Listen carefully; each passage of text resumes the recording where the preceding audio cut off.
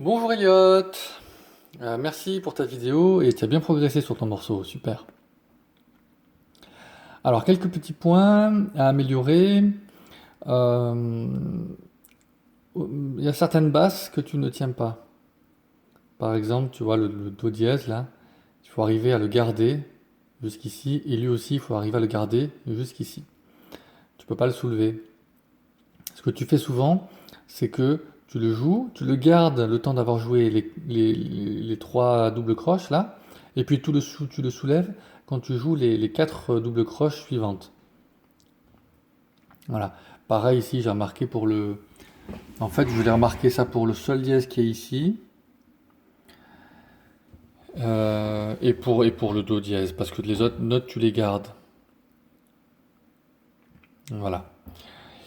Euh, Qu'est-ce que j'avais noté? Alors ici, tu vois, il faut mettre le deuxième doigt sur le ré et pas le premier doigt. Pourquoi pas le premier doigt? Parce que le premier doigt, lui, on va s'en servir pour jouer le fa dièse juste après. Donc pour éviter de faire sauter le même doigt d'une note à l'autre, bah là, on va mettre le deuxième doigt sur le ré, tout en gardant le sol dièse avec le troisième doigt. Donc ça, c'est pas très facile, mais bon, tu vas y arriver, hein, je me fais pas de soucis pour toi.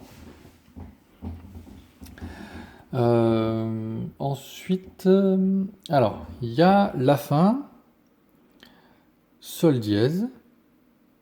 Enfin, il est dièse parce que tu sais, il est à la clé. Donc tous les sols sont dièse, avec à faire avec le premier doigt. Et puis ici, attention à ton accord, c'est un la grave qui est à la basse.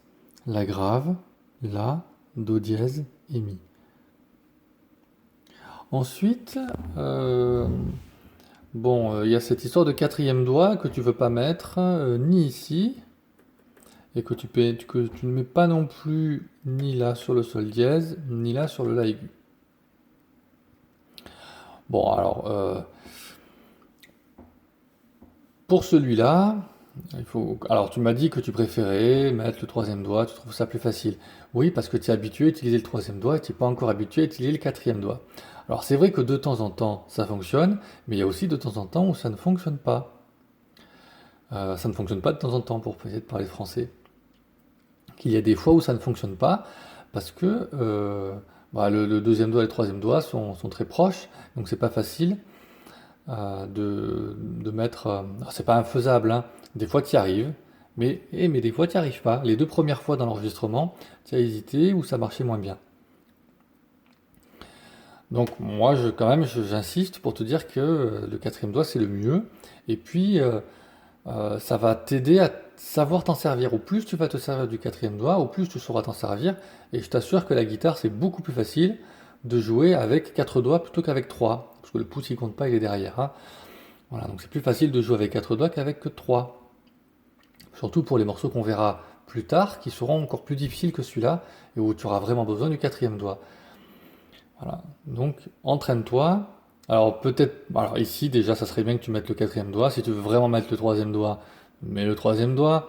Mais en tout cas ici il faut vraiment que tu mettes le 4 pour le sol dièse et pour le la. Voilà, ça c'est une obligation. On va dire que ici le quatrième doigt pour le sol dièse et pour le la, c'est obligé. Ici, c'est fortement conseillé et à tes risques et périls si tu veux mettre le troisième doigt. Voilà, je pense que c'est un bon compromis que je te propose. Et puis, je vais te faire une petite vidéo pour te montrer tout ça. Mais en tout cas, c'est très bien ce que tu as fait jusque-là, bravo. Et puis les nuances aussi, hein, on les entend bien quand tu joues, c'est bien réalisé, je trouve. Voilà, bravo.